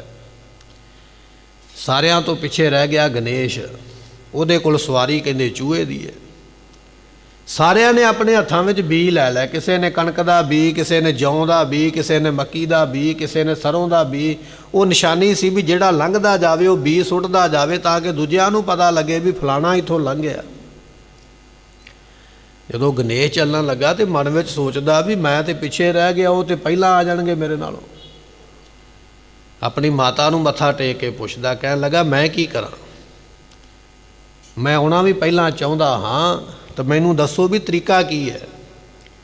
ਤੇ ਕਹਿਣ ਲੱਗੇ, ਪਾਰਵਤੀ ਨੇ ਸਮਝਾਇਆ, ਕਹਿਣ ਲੱਗੇ ਪੁੱਤਰ ਆਪਣੇ ਮਾਂ-ਬਾਪ ਦੀ ਪਰਿਕਰਮਾ ਕਰ ਲਾ ਤੇ ਰਾਮ ਰਾਮ ਕਹਿ, ਮੂੰਹ ਤੋਂ ਰਾਮ ਰਾਮ ਕਹਿ ਕੇ ਜਿਹੜੀ ਤੈਨੂੰ ਨਿਸ਼ਾਨੀ ਮਿਲੀ ਹੈ ਨਾ ਬੀ ਦੀ, ਉਹ ਪਰਿਕਰਮਾ ਕਰ ਆਪਣੇ ਮਾਂ-ਬਾਪ ਦੀ, ਤੇ ਉਹ ਬੀ ਖਿਲਾਰ ਦੇ। ਇਸੇ ਤਰ੍ਹਾਂ ਕੀਤਾ। ਕਹਿਣ ਲੱਗੇ ਸ਼ਿਵ ਜੀ ਬੈਠੇ ਹੋਏ ਸਨ, ਪਾਰਵਤੀ ਬੈਠੀ ਹੋਈ ਹੈ, ਉਹਨੇ ਦੋਵਾਂ ਦੀ ਪਰਿਕਰਮਾ ਕੀਤੀ, ਨਾਲ ਰਾਮ ਰਾਮ ਦਾ ਉਹਨੇ ਨਾਮ ਜਪਿਆ, ਆਪਣਾ ਬੀ ਖਿਲਾਰਿਆ, ਉਹਨਾਂ ਦੇ ਸਾਹਮਣੇ ਹੱਥ ਜੋੜ ਕੇ ਬੈਠ ਗਿਆ। ਉਹ ਦੂਜੇ ਦੇਵਤੇ ਜਦੋਂ ਪਰਿਕਰਮਾ ਕਰਦੇ ਉਹ ਵੇਖਦੇ ਨੇ ਵੀ ਗਣੇਸ਼ ਦਾ ਤੇ ਬੀ ਪਹਿਲਾਂ ਹੀ ਖਿਲਰਿਆ ਹੋਇਆ, ਸਾਡੇ ਤੋਂ ਅੱਗੇ ਹੈ। ਤੇ ਜਦੋਂ ਵਾਪਸ ਆਏ ਨਾ ਜਿੱਥੇ ਆਉਣਾ ਸੀ, ਕੀ ਵੇਖਦੇ ਨੇ? ਗਣੇਸ਼ ਪਹਿਲਾਂ ਹੀ ਉੱਥੇ ਬੈਠਾ। ਉਹਨਾਂ ਦੇ ਮਨ ਵਿੱਚ ਇਹ ਆਇਆ, ਇਹ ਸਾਡੇ ਤੋਂ ਪਹਿਲਾਂ ਪਰਿਕਰਮਾ ਕਰਕੇ ਐਡਵਾਂਸ ਹੀ ਆ ਕੇ ਬੈਠ ਗਿਆ, ਵੀ ਇਹ ਸਾਡੇ ਤੋਂ ਪਹਿਲਾਂ ਆਇਆ। ਤੇ ਫਿਰ ਗਣੇਸ਼ ਨੂੰ ਵੱਡਾ ਮੰਨਿਆ ਗਿਆ। ਅੱਜ ਜਦੋਂ ਹਿੰਦੂ ਘਰਾਂ ਦੇ ਵਿੱਚ, ਹਿੰਦੂ ਸਮਾਜ ਵਿੱਚ ਪੂਜਾ ਹੁੰਦੀ ਹੈ ਨਾ ਦੇਵਤਿਆਂ ਦੀ, ਸਭ ਤੋਂ ਪਹਿਲਾਂ ਪੂਜਾ ਗਣੇਸ਼ ਦੀ ਹੁੰਦੀ ਹੈ। ਉਹਨੇ ਸਭ ਤੋਂ ਪਹਿਲਾਂ ਪਰਿਕਰਮਾ ਕੀਤੀ, ਸਭ ਤੋਂ ਮੋਹਰੀ ਆਇਆ। ਉਹਨੂੰ ਵਰ ਮਿਲਿਆ ਵੀ ਤੇਰੀ ਪੂਜਾ ਨਾਲ ਦੂਜਿਆਂ ਦੀ ਪੂਜਾ ਸ਼ੁਰੂ ਹੋਵੇਗੀ। ਫਿਰ ਹਿੰਦੂ ਮਤ ਵਿੱਚ ਵਿਆਹ ਕੀਤਾ ਜਾਂਦਾ ਤੇ ਅਗਨੀ ਦੇ 7 ਫੇਰੇ ਲੈ ਜਾਂਦੇ ਨੇ, 7 ਪਰਿਕਰਮਾ ਕੀਤੀਆਂ ਜਾਂਦੀਆਂ। ਪਰਿਕਰਮਾ ਕਰਨ ਤੋਂ ਭਾਵ ਹੁੰਦਾ ਬਲਿਹਾਰ ਜਾਣਾ, ਕੁਰਬਾਨ ਜਾਣਾ, ਸਦਕੇ ਜਾਣਾ। ਆਪਾਂ ਵਿਆਹ ਸ਼ਾਦੀਆਂ 'ਤੇ ਨੋਟ ਵਾਰਦੇ ਹਾਂ ਨਾ, ਜਦੋਂ ਕੋਈ ਲਾੜਾ ਲਾੜੀ ਬੈਠੇ, ਜੋੜੀ ਬੈਠੀ, ਉੱਪਰ ਦੀ ਪੈਸੇ ਵਾਰੇ ਜਾਂਦੇ। ਪੈਸੇ ਵਾਰਨ ਤੋਂ ਭਾਵ ਇਹ ਹੁੰਦਾ ਵੀ ਮੈਂ ਸਦਕੇ ਜਾ ਰਿਹਾ, ਬਲਿਹਾਰ ਜਾ ਰਿਹਾ, ਕੁਰਬਾਨ ਜਾ ਰਿਹਾ ਤੇਰੇ ਕੋਲੋਂ, ਤੇਰੀ ਖੁਸ਼ੀ ਜਿਹੜੀ ਹੈ ਮੈਨੂੰ ਬੜੀ ਚੰਗੀ ਲੱਗੀ ਹੈ। ਇਹ ਹੁੰਦਾ ਵਾਰਨਾ ਕਰਨਾ, ਸਿਰਵਾਰਨਾ ਕਰਨਾ। ਪਰਿਕਰਮਾ ਕਰਨ ਤੋਂ ਭਾਵ ਹੈ ਵੀ ਬਲਿਹਾਰ ਜਾਣਾ, ਪਰਉਪਕਾਰ ਨੂੰ ਚੇਤੇ ਰੱਖਣਾ। ਇੱਥੇ ਹੀ ਬਸ ਨਹੀਂ, ਇਸਲਾਮ ਦੇ ਵਿੱਚ ਵੀ ਪਰਿਕਰਮਾ ਕੀਤੀ ਜਾਂਦੀ ਹੈ। ਇਸਲਾਮ ਮਤ ਵਾਲੇ ਜਿਹੜੇ ਮੁਸਲਮਾਨ ਨੇ ਜਦੋਂ ਮੱਕੇ ਕਾਬੇ ਜਾਂਦੇ ਨੇ ਨਾ, ਉਹ ਵੀ ਪਰਿਕਰਮਾ ਕਰਦੇ ਨੇ। ਫਰਕ ਸਿਰਫ ਇੰਨਾ ਕਿ ਹਿੰਦੂ ਮਤ ਦੇ ਲੋਕ ਜਿਹੜੇ ਨੇ ਉਹ ਸੱਜੇ ਹੱਥ ਨੂੰ ਪਰਿਕਰਮਾ ਕਰਦੇ, ਤੇ ਮੁਸਲਮਾਨ ਜਿਹੜੇ ਨੇ ਉਹ ਖੱਬੇ ਹੱਥ ਨੂੰ ਪਰਿਕਰਮਾ ਕਰਦੇ। ਪਰਿਕਰਮਾ ਉਹ ਵੀ ਕਰਦੇ ਨੇ ਮੱਕੇ ਦੀਆਂ, ਉਲਟਾ ਚੱਲਦੇ ਨੇ। ਉਹਨਾਂ ਦੇ ਮਤ ਵਿੱਚ ਵੀ ਪਰਿਕਰਮਾ ਕਰਨ ਦਾ ਬੜਾ ਵੱਡਾ ਮਹੱਤਵ ਹੈ। ਇਸਲਾਮ ਵਾਲੇ ਵੀ ਪਰਿਕਰਮਾ ਕਰਦੇ ਪਏ। ਮਹਾਤਮਾ ਬੁੱਧ ਨੂੰ ਮੰਨਣ ਵਾਲੇ ਬੋਧੀ ਲੋਕ ਵੀ ਜਿਹੜੇ ਨੇ ਮਹਾਤਮਾ ਬੁੱਧ ਦੀ ਮੂਰਤੀ ਦੀ ਪਰਿਕਰਮਾ ਕਰਦੇ।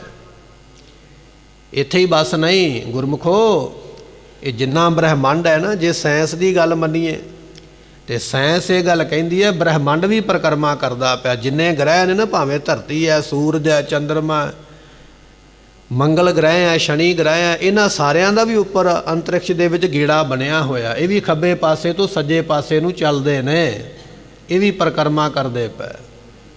ਕੋਹ ਕਰੋੜੀ ਚਲਤ ਨਾ ਅੰਤ, ਗੁਰਬਾਣੀ ਦਾ ਬਚਨ ਹੈ। ਇਹ ਜਿਹੜੇ ਗ੍ਰਹਿ ਨੇ, ਸੂਰਜ ਵਰਗੇ, ਚੰਦਰਮਾ ਵਰਗੇ, ਇਹ ਵੀ ਪਰਿਕਰਮਾ ਕਰਨ ਦੇ ਵਿੱਚ ਲੱਗੇ ਹੋਏ ਨੇ, ਤੁਰੇ ਹੋਏ ਨੇ, ਪਰਿਕਰਮਾ ਕਰਦੇ ਪਏ। ਹੁਣ ਆਪਾਂ ਸਿੱਖ ਮਤ ਵਿੱਚ ਆ ਜਾਈਏ। ਜਿਸ ਵੇਲੇ ਭਾਈ ਸਾਹਿਬ, ਭਾਈ ਲਹਿਣਾ ਜੀਆਂ ਨੇ ਗੁਰੂ ਨਾਨਕ ਸਾਹਿਬ ਪਾਤਸ਼ਾਹ ਮਹਾਰਾਜ ਦੀ ਸੇਵਾ ਕੀਤੀ, ਸੇਵਾ ਕਰਕੇ ਗੁਰੂ ਨਾਨਕ ਸਾਹਿਬ ਜੀ ਨੂੰ ਪ੍ਰਸੰਨ ਕੀਤਾ, ਉਸ ਵੇਲੇ ਮਹਾਰਾਜ ਜੀਆਂ ਨੇ ਭਾਈ ਲਹਿਣਾ ਸਾਹਿਬ ਜੀਆਂ ਨੂੰ ਗੁਰਤਾ ਗੱਦੀ ਬਖਸ਼ ਕੇ ਗੁਰੂ ਅੰਗਦ ਸਾਹਿਬ ਬਣਾਇਆ। ਗੁਰੂ ਅੰਗਦ ਸਾਹਿਬ ਬਣਾ ਕੇ 5 ਪੈਸੇ ਨਾਰੀਅਲ ਰੱਖ ਕੇ ਗੁਰੂ ਨਾਨਕ ਸਾਹਿਬ ਨੇ ਆਪ ਮੱਥਾ ਟੇਕਿਆ। ਗੁਰੂ ਅੰਗਦ ਸਾਹਿਬ ਜੀਆਂ ਮੱਥਾ ਟੇਕ ਕੇ ਗੁਰੂ ਨਾਨਕ ਸਾਹਿਬ ਨੇ ਆਪ 3 ਪਰਿਕਰਮਾ ਕੀਤੀਆਂ। ਗੁਰੂ ਅੰਗਦ ਸਾਹਿਬ ਦੀਆਂ 3 ਪਰਿਕਰਮਾ ਕਰਕੇ ਨਮਸਕਾਰ ਕੀਤੀ। ਸੰਗਤਾਂ ਸਿੱਖਾਂ ਨੂੰ ਆਖਿਆ, ਕਹਿਣ ਲੱਗੇ ਇਹਨਾਂ ਨੂੰ ਨਮਸਕਾਰ ਕਰੋ। ਬਾਬਾ ਬੁੱਢਾ ਸਾਹਿਬ ਜੀ ਉੱਠੇ, ਉਹਨਾਂ ਨੇ ਵੀ ਮੱਥਾ ਟੇਕ ਕੇ ਗੁਰੂ ਅੰਗਦ ਸਾਹਿਬ ਦੀ ਪਰਿਕਰਮਾ ਕੀਤੀ ਹੈ। ਫਿਰ ਜਿੰਨੀਆਂ ਸੰਗਤਾਂ ਮਹਾਰਾਜ ਦਾ ਬਚਨ ਮੰਨਣ ਵਾਲੀਆਂ ਸਾਰੀਆਂ ਨੇ ਪਰਿਕਰਮਾ ਕਰਕੇ ਗੁਰੂ ਅੰਗਦ ਸਾਹਿਬ ਦੇ ਦਰਸ਼ਨ ਕੀਤੇ। ਤੇ ਫਿਰ ਉਹ ਗੁਰੂ ਅੰਗਦ ਸਾਹਿਬ ਤੋਂ ਲੈ ਕੇ ਜਿੰਨੇ ਗੁਰੂ ਹੋਏ, ਸਾਰੇ ਗੁਰੂ ਜਿਹੜੇ ਸਾਨੂੰ ਮੱਥਾ ਟੇਕ ਕੇ ਪਰਿਕਰਮਾ ਕਰਕੇ ਇਹ ਗੱਲ ਕਹਿੰਦੇ ਸਨ ਵੀ ਅੱਜ ਤੋਂ ਇਹ ਗੁਰੂ ਨੇ, ਗੁਰੂ ਨਾਨਕ ਸਾਹਿਬ ਦੀ ਗੁਰਤਾ ਗੱਦੀ ਦੇ। ਤੇ ਗੁਰੂ ਰਾਮਦਾਸ ਪਾਤਸ਼ਾਹ ਦੇ ਤੇ ਜੀਵਨ ਦਾ ਜ਼ਿਕਰ ਵੀ ਆਉਂਦਾ। ਜਦੋਂ ਗੁਰੂ ਅਰਜਨ ਸਾਹਿਬ ਨੂੰ ਗੁਰਤਾ ਗੱਦੀ ਤੇ ਬਿਠਾਇਆ ਨਾ, ਤੇ ਮਹਾਰਾਜ ਨੇ ਆਪਣੇ ਪੁੱਤਰ ਨੂੰ ਮੱਥਾ ਟੇਕ ਕੇ ਆਖਿਆ ਇਹ 5ਵੇਂ ਗੁਰੂ ਨੇ, ਗੁਰੂ ਨਾਨਕ ਸਾਹਿਬ ਦੀ ਜੋਤ ਦੇ 5ਵੇਂ ਮਾਲਕ ਨੇ। ਮੱਥਾ ਟੇਕ ਕੇ ਪਰਿਕਰਮਾ ਕਰਕੇ ਆਖਿਆ ਭਾਈ ਜਿਹੜਾ ਸਾਡਾ ਬਚਨ ਮੰਨਣ ਵਾਲਾ ਸਿੱਖ ਹੈ, ਇਹਨਾਂ ਨੂੰ ਮੱਥਾ ਟੇਕੇ ਤੇ ਪਰਿਕਰਮਾ ਕਰੇ। ਬਾਕੀ ਤੇ ਸਾਰਿਆਂ ਨੇ ਬਚਨ ਮੰਨਿਆ, ਪਰ ਕਹਿਣ ਲੱਗੇ ਬਾਬਾ ਮੋਹਨ ਨੇ, ਬਾਬਾ ਪ੍ਰਿਥੀ ਚੰਦ ਜੀਆਂ ਨੇ ਬਚਨ ਨਹੀਂ ਸੀ ਮੰਨਿਆ, ਬਾਕੀ ਸਾਰਿਆਂ ਨੇ ਮੰਨਿਆ। ਸਤਿਗੁਰੂ ਪਾਤਸ਼ਾਹ ਜੀਆਂ ਦਾ ਬਚਨ ਹੈ ਵੀ ਇਸ ਤਰ੍ਹਾਂ ਪਰਿਕਰਮਾ ਜਿਹੜੀਆਂ ਨੇ ਉਹ ਗੁਰੂ ਸਾਹਿਬਾਂ ਨੇ ਆਪ ਕੀਤੀਆਂ। ਅਤੇ ਫਿਰ ਲਾਵਾਂ ਨਾਮ ਦੀ ਬਾਣੀ ਜਿਹੜੀ ਹੈ ਗੁਰੂ ਰਾਮਦਾਸ ਪਾਤਸ਼ਾਹ ਨੇ ਉਚਾਰੀ ਹੈ। ਜਦੋਂ ਲਾਵਾਂ ਹੁੰਦੀਆਂ, ਆਨੰਦ ਕਾਰਜ ਹੁੰਦੇ ਨੇ ਸਿੱਖ ਦੇ, ਉਦੋਂ ਵੀ ਪਰਿਕਰਮਾ ਕੀਤੀਆਂ ਜਾਂਦੀਆਂ। ਇੱਥੇ ਹੀ ਇਕੱਲਾ ਬਸ ਨਹੀਂ, ਸਾਡਾ ਸਭ ਤੋਂ ਵੱਡਾ ਇਤਿਹਾਸਕ ਸਥਾਨ ਸ੍ਰੀ ਹਰਿਮੰਦਰ ਸਾਹਿਬ ਹੈ, ਅੰਮ੍ਰਿਤਸਰ। ਤੇ ਜਦੋਂ ਅਸੀਂ ਉੱਥੇ ਵੀ ਜਾਂਦੇ ਹਾਂ, ਉੱਥੇ ਵੀ ਮੱਥਾ ਟੇਕ ਕੇ ਪਰਿਕਰਮਾ ਹੁੰਦੀਆਂ ਨੇ। ਜੇ ਅਸੀਂ ਅਕਾਲ ਤਖਤ ਸਾਹਿਬ ਜਾਂਦੇ ਹਾਂ, ਉੱਥੇ ਵੀ ਪਰਿਕਰਮਾ ਹੁੰਦੀਆਂ। ਜੇ ਅਸੀਂ ਹਜ਼ੂਰ ਸਾਹਿਬ ਜਾਂਦੇ ਹਾਂ, ਉੱਥੇ ਵੀ ਪਰਿਕਰਮਾ ਅਸੀਂ ਕਰਦੇ ਹਾਂ, ਕਿਉਂਕਿ ਪਰਿਕਰਮਾ ਕਰਨਾ ਸਾਡੇ ਗੁਰੂ ਦਾ ਮਤ ਹੈ, ਸਾਡੇ ਗੁਰੂ ਦਾ ਸਿਧਾਂਤ ਹੈ। ਪਰਿਕਰਮਾ ਤੋਂ ਭਾਵ ਹੁੰਦਾ ਬਲਿਹਾਰ ਜਾਣਾ, ਕੁਰਬਾਨ ਜਾਣਾ, ਸਦਕੇ ਜਾਣਾ। ਤੇ ਭਾਈ ਸਾਹਿਬ ਭਾਈ ਗੁਰਦਾਸ ਜੀਆਂ ਨੇ ਲਿਖਿਆ ਵੀ ਹੈ ਗੁਰਬਾਣੀ ਦੇ ਵਿੱਚ, ਕਹਿਣ ਲੱਗੇ ਚਿਰੰਕਾਲ ਮਾਨਸ ਅਜਨਮ ਨਿਰਮੋਲ ਪਾਏ। ਲੰਮੇ ਸਮੇਂ ਬਾਅਦ ਇਹ ਮਨੁੱਖਾ ਜਨਮ ਮਿਲਿਆ ਬੰਦਿਆ ਤੈਨੂੰ। ਤੇ ਕੀ ਕਰਨਾ ਚਾਹੀਦਾ ਇਹਦੇ ਵਿੱਚ ਆ ਕੇ? ਸਫਲ ਜਨਮ ਗੁਰ ਚਰਨ ਸਰਨ ਕੈ। ਗੁਰੂ ਦੀ ਸ਼ਰਨ ਵਿੱਚ ਆਏਗਾ, ਤੇਰਾ ਲੰਮੇ ਸਮੇਂ ਤੋਂ ਮਿਲਿਆ ਜਨਮ ਸਫਲਾ ਹੋ ਜਾਏਗਾ। ਕਿਵੇਂ ਕਿਵੇਂ ਸਫਲਾ ਹੋਏਗਾ? ਲੋਚਨ ਅਮੋਲ ਗੁਰ ਦਰਸ ਅਮੋਲ ਦੇਖੇ। ਜਦੋਂ ਨੇਤਰਾਂ ਦੇ ਨਾਲ ਗੁਰੂ ਦੇ ਦਰਸ਼ਨ ਕਰੇਗਾ, ਤੇਰੇ ਨੇਤਰ ਸਫਲੇ ਹੋ ਜਾਣਗੇ। ਲੋਚਨ ਅਮੋਲ, ਅੱਖਾਂ ਦਾ ਮੁੱਲ ਕੋਈ ਨਹੀਂ ਨਾ। ਅੱਖਾਂ ਨਾਲ ਦਰਸ਼ਨ ਕਰੇਗਾ, ਤੇਰੇ ਨੇਤਰ ਸਫਲੇ ਹੋ ਜਾਣਗੇ। ਸਰਵਨ ਅਮੋਲ ਗੁਰ ਬਚਨ ਸੁਨਨ ਕੈ। ਕੰਨਾਂ ਦੇ ਨਾਲ ਜਦੋਂ ਗੁਰੂ ਦਾ ਬਚਨ ਸੁਣੇਗਾ, ਤੇਰੇ ਕੰਨ ਪਵਿੱਤਰ ਹੋ ਜਾਣਗੇ, ਕੰਨਾਂ ਦੀ ਸ਼ੋਭਾ ਬਣ ਜਾਏਗੀ, ਕੰਨ ਤੇਰੇ ਸਫਲੇ ਹੋ ਜਾਣਗੇ। ਗੁਰੂ ਦਾ ਬਚਨ ਸੁਣੇਗਾ, ਕੰਨ ਵੀ ਸਫਲੇ ਹੋ ਗਏ। ਨਾਸਕਾ ਅਮੋਲ ਚਰਨਾਰ ਬਿੰਦ ਬਾਸਨਾ ਕੈ। ਜਦੋਂ ਗੁਰੂ ਦੇ ਚਰਨਾਂ ਦੀ ਖੁਸ਼ਬੂ ਲਵੇਂਗਾ ਨਾ, ਮਹਿਕ ਲਵੇਂਗਾ, ਤੇਰਾ ਨੱਕ ਸਫਲਾ ਹੋ ਜਾਏਗਾ। ਭਾਈ ਪਿਆਰਿਆ, ਐਸੀ ਦਾਤ ਤੈਨੂੰ ਮਿਲੇਗੀ। ਰਸਨਾ ਅਮੋਲ ਗੁਰ ਮੰਤਰ ਉਚਰ ਕੈ। ਜਦੋਂ ਜ਼ੁਬਾਨ ਦੇ ਨਾਲ ਗੁਰੂ ਦਾ ਮੰਤਰ ਸਿਮਰਨੇਗਾ, ਵਾਹਿਗੁਰੂ ਵਾਹਿਗੁਰੂ ਕਵੇਂਗਾ, ਤੇਰੀ ਜ਼ੁਬਾਨ ਸਫਲੀ ਹੋ ਜਾਏਗੀ। ਤੇ ਭਾਈ ਗੁਰਦਾਸ ਜੀ ਕਹਿਣ ਲੱਗੇ ਹਸਨ ਅਮੋਲ ਗੁਰਦੇਵ ਕੈ, ਗੁਰਦੇਵ ਸੇਵ ਕੈ ਸਫਲ ਹੋਏ। ਹੱਥ ਤੇਰੇ ਸਫਲੇ ਹੋਣਗੇ ਗੁਰੂ ਦੀ ਸੇਵਾ ਕਰਕੇ।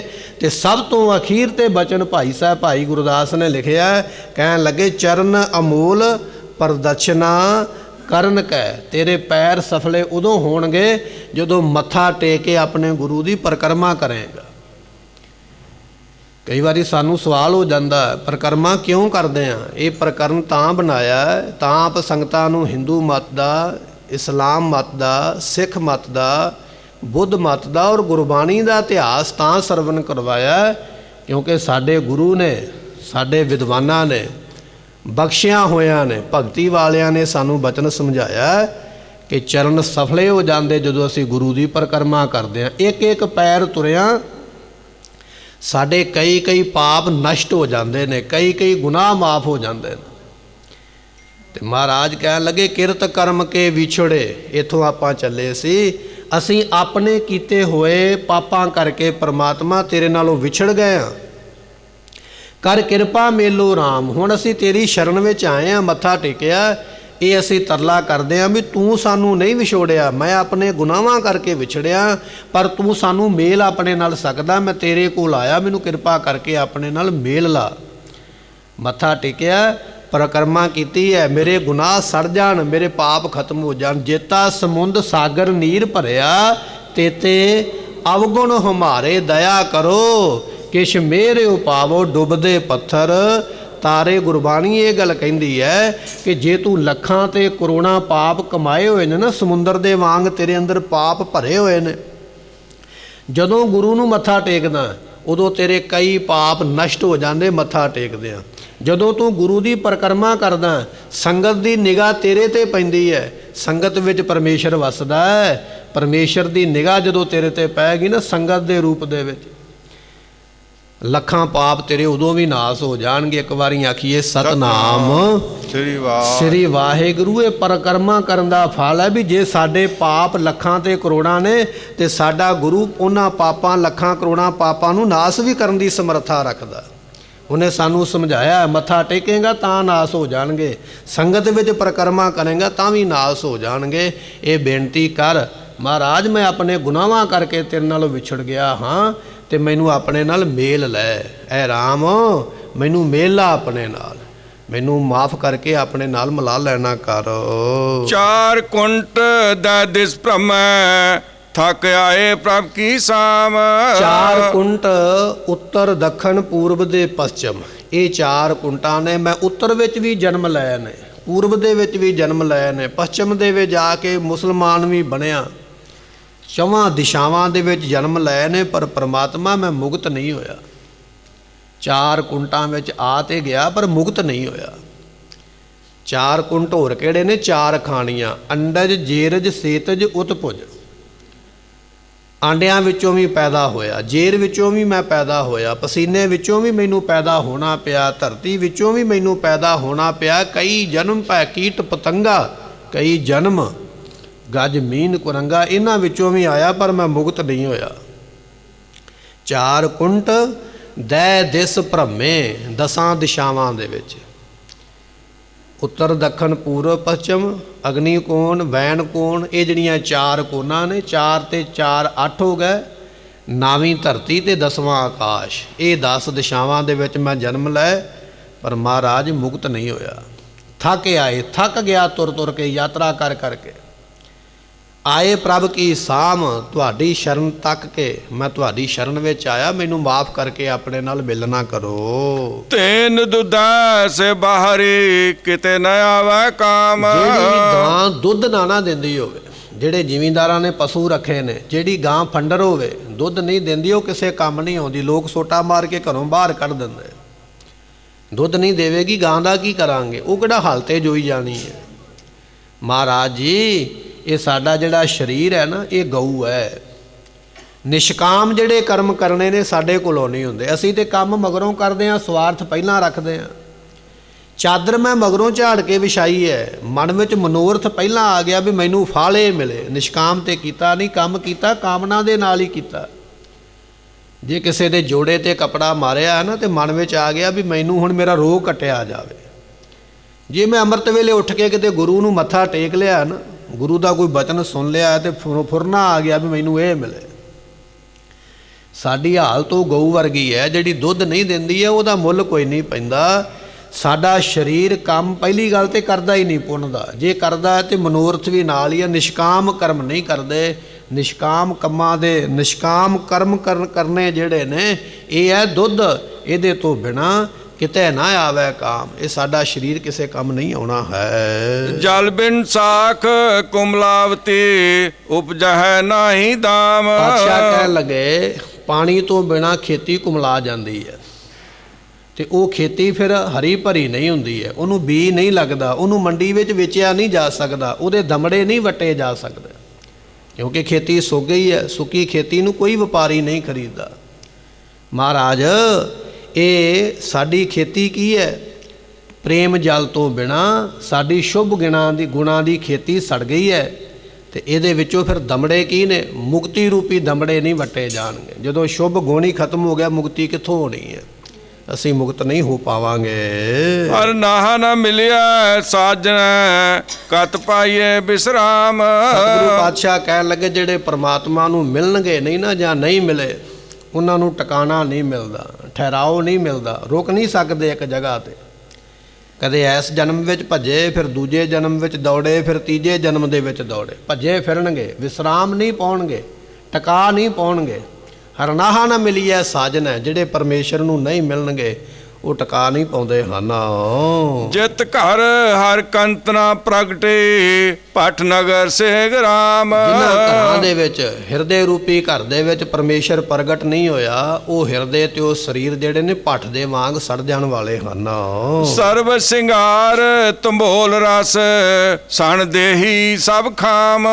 ਜਿਨੇ ਸਰੀਰ ਤੇ ਸ਼ਿੰਗਾਰ ਕੀਤੇ ਨੇ, ਪਾਨਾਂ ਦੇ ਬੀੜੇ ਚਬਾਉਣੇ, ਦੁਨੀਆ ਦੇ ਰਸ ਕਸ ਲੈਣੇ, ਪਾਤਸ਼ਾਹ ਕਹਿਣ ਲੱਗੇ ਇਹ ਸਾਰੇ ਦੇਹੀ ਨੂੰ ਦੁੱਖ ਦੇਣ ਵਾਲੇ ਨੇ ਜੇ ਪਰਮਾਤਮਾ ਨੂੰ ਪ੍ਰਾਪਤ ਨਹੀਂ ਕੀਤਾ ਹੈ। ਪ੍ਰਭ ਸੁਆਮੀ ਸੰਤਕ ਬਿਹੋਣੀਆਂ ਮੀਤ ਸੱਜਣ ਸਭ ਜਾਮ। ਜਿਹੜੀਆਂ ਜੀਵ ਇਸਤਰੀਆਂ ਕੰਤ ਵਿਹੂਣੀਆਂ, ਪ੍ਰਤੱਖ ਦੁਨੀਆ ਦੇ ਵਿੱਚ ਜਿਸ ਬੀਬੀ ਦਾ ਪਤੀ ਚੜ੍ਹਾਈ ਕਰ ਜਾਵੇ ਨਾ, ਵਿਧਵਾ ਹੋ ਜਾਵੇ ਵਿਚਾਰੀ, ਉਹਦੇ ਦੋਸਤ ਮਿੱਤਰ ਸਾਕ ਸੰਬੰਧੀ ਉਹਦੇ ਵੈਰੀ ਬਣ ਜਾਂਦੇ ਨੇ। ਬਿਨਾਂ ਗੱਲ ਤੋਂ ਬਿਨਾਂ ਗੱਲ ਤੋਂ ਟੋਕਾ ਟਕਾਈ ਦੁੱਖ ਹੀ ਦੇ ਛੱਡਦੇ, ਉਹਨੂੰ ਰਵਾ ਹੀ ਛੱਡਦੇ ਸਾਰੀ ਜ਼ਿੰਦਗੀ।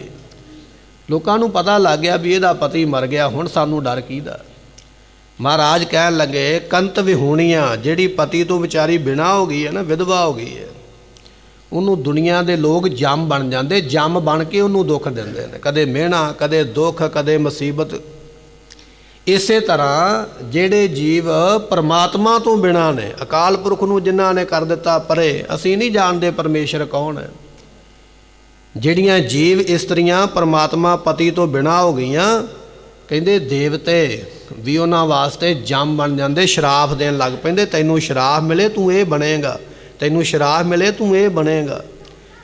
ਜਿਵੇਂ ਵਿਧਵਾ ਔਰਤ ਦੇ ਰਿਸ਼ਤੇਦਾਰ ਜੰਮ ਬਣ ਜਾਂਦੇ ਨੇ, ਜਿਹੜੇ ਪਰਮਾਤਮਾ ਤੋਂ ਬਿਨਾਂ ਨੇ ਉਹਨਾਂ ਨੂੰ ਦੇਵੀ ਦੇਵਤੇ ਭੂਤ ਪ੍ਰੇਤ ਜੰਮ ਬਣ ਕੇ ਚਿੰਬੜਦੇ, ਦੁੱਖ ਦਿੰਦੇ, ਉਹਨਾਂ ਦੀ ਜ਼ਿੰਦਗੀ ਰੋਂਦਿਆਂ ਕਰਲਾਉਂਦਿਆਂ ਲੰਘਦੀ ਹੈ। ਐਸੀ ਉਹਨਾਂ ਦੀ ਹਾਲਤ ਬਣ ਜਾਂਦੀ ਹੈ। ਨਾਨਕ ਕੀ ਬੇਨੰਤੀਆਂ ਕਰ ਕਿਰਪਾ ਦੀਜਾ ਨਾਮ। ਸਤਿਗੁਰੂ ਕਹਿਣ ਲੱਗੇ ਸਾਡੀ ਬੇਨਤੀ ਇਹ ਹੈ, ਪਰਮੇਸ਼ਰ ਸਾਨੂੰ ਆਪਣਾ ਨਾਮ ਦੇ। ਨਾਨਕ ਕੀ ਬੇਨੰਤੀਆਂ, ਬੇਨਤੀ ਤਰਲਾ ਇਹ ਹੈ, ਕਰ ਕਿਰਪਾ ਦੀਜੈ ਨਾਮ, ਸਾਨੂੰ ਨਾਮ ਦੀ ਦਾਤ ਦੇਣਾ ਕਰੋ। ਹਰ ਮੇਲੋ ਸੁਆਮੀ ਸੰਗ ਪ੍ਰਭ ਜਿਸ ਕਾ ਨਿਹਚਲ ਧਾਮ। ਜਿਹਦਾ ਘਰ ਸਦਾ ਰਹਿਣ ਵਾਲਾ ਪਰਮੇਸ਼ਰ ਦਾ, ਸਾਨੂੰ ਉਹਦੇ ਨਾਲ ਮਿਲਣਾ ਕਰੋ, ਉਹਦੇ ਨਾਲ ਮਿਲ ਜਾਈਏ ਜਿਹੜਾ ਸਦਾ ਰਹਿਣ ਵਾਲਾ। ਇਹ ਹੈ ਪਹਿਲੀ ਪੌੜੀ 12 ਮਾਹ ਦੀ। ਇਹਦੇ ਵਿੱਚ ਬੇਨਤੀ ਕਰਨ ਦੀ ਜਾਚ ਦੱਸੀ ਹੈ ਵੀ ਬੇਨਤੀ ਕਿਵੇਂ ਕਰਨੀ ਹੈ, ਤਰਲਾ ਕਿਵੇਂ ਕਰਨਾ। ਹੁਣ ਸਾਨੂੰ ਅੱਜ ਦਾ ਮਹੀਨਾ ਪ੍ਰਾਪਤ ਹੋਇਆ ਚੇਤਰ ਦਾ, ਇਹਦੇ ਵਿੱਚ ਕੀ ਕਰਨਾ ਫਰਮਾਉਂਦੇ ਹਨ। ਚੇਤ ਗੋਵਿੰਦ ਆਰਾਧਿਐ ਹੋਵੇ ਆਨੰਦ ਘਣਾ। ਸਤਿਗੁਰੂ ਪਾਤਸ਼ਾਹ ਕਹਿੰਦੇ ਚੇਤੇ ਕਰਨਾ ਤੇ ਗੋਬਿੰਦ ਨੂੰ ਚੇਤੇ ਕਰ। ਅਸੀਂ ਚੇਤੇ ਕਿਹਨੂੰ ਕਰਦੇ ਹਾਂ? ਆਪਣੇ ਰਿਸ਼ਤੇਦਾਰਾਂ ਨੂੰ। ਸਾਨੂੰ ਰਿਸ਼ਤੇਦਾਰ ਚੇਤੇ ਨੇ, ਮਾਤ ਪਿਤਾ ਭਾਈ ਸੁਤ ਬਣਤਾ ਇਸ਼ਟ ਮੀਤ ਯਾਰ ਭਾਈ, ਪੂਰਬ ਜਨਮ ਕੇ ਮਿਲੇ ਸੰਜੋਗੀ ਅੰਤੈ ਕੋ ਨਾ ਸਹਾਈ। ਮਹਾਰਾਜ ਕਹਿਣ ਲੱਗੇ ਮਾਤਾ ਪਿਤਾ ਭੈਣ ਭਰਾ ਜਿਨ੍ਹਾਂ ਨੂੰ ਚੇਤੇ ਕਰਦਾ, ਜਦੋਂ ਮੌਤ ਵਾਲਾ ਸਮਾਂ ਆਇਆ ਇਹਨਾਂ ਸਹਾਇਤਾ ਕੋਈ ਨਹੀਂ ਕਰਦੀ, ਇਹਨਾਂ ਨੂੰ ਪਰੇ ਕਰਦੇ। ਦੂਜਾ ਅਸੀਂ ਚੇਤੇ ਕਰਦੇ ਹਾਂ ਦੋਸਤਾਂ ਮਿੱਤਰਾਂ ਨੂੰ, ਤੇ ਮਹਾਰਾਜ ਕਹਿਣ ਲੱਗੇ ਭਾਈ ਇਹ ਦੋਸਤ ਮਿੱਤਰ ਵੀ ਉਹਨਾਂ ਚਿਰ ਨੇ ਜਿੰਨਾ ਚਿਰ ਤੇਰੀ ਜੇਬ ਵਿੱਚ ਮਾਇਆ ਹੈ, ਜਦੋਂ ਮੁੱਕ ਗਈ ਖਤਮ ਹੋ ਗਈ ਦੋਸਤ ਮਿੱਤਰ ਵੀ ਪਰੇ ਹੋ ਜਾਂਦੇ। ਇਸ ਕਰਕੇ ਜੇ ਚੇਤੇ ਕਰਨਾ ਨਾ ਪਰਮੇਸ਼ਰ ਨੂੰ ਚੇਤੇ ਕਰ। ਚੇਤ ਗੋਬਿੰਦ ਆਰਾਧੀ ਹੈ, ਚੇਤੇ ਕਰਨਾ ਗੋਬਿੰਦ ਨੂੰ ਕਰ। ਉਹਨੂੰ ਰੱਦ ਨਾ ਕਰ। ਹੋਵੇ ਆਨੰਦ ਘਣਾ, ਤੈਨੂੰ ਬਹੁਤ ਆਨੰਦ ਹੋਵੇਗਾ, ਬੜੀ ਖੁਸ਼ੀ ਹੋਵੇਗੀ, ਬੜੀ ਦਾਤ ਮਿਲਦੀ ਹੈ ਪਰਮੇਸ਼ਰ ਨੂੰ ਚੇਤੇ ਕਰਕੇ। ਸੰਤ ਜਨਾ ਮਿਲ ਪਾਈਐ ਰਸਨਾ ਨਾਮ ਭਣਾ। ਸੰਤਾਂ ਸਾਧੂਆਂ ਦੀ ਸੰਗਤ ਵਿੱਚ ਜਾ ਕੇ ਜ਼ੁਬਾਨ ਨਾਲ ਨਾਮ ਜਪਿਆ ਕਰ।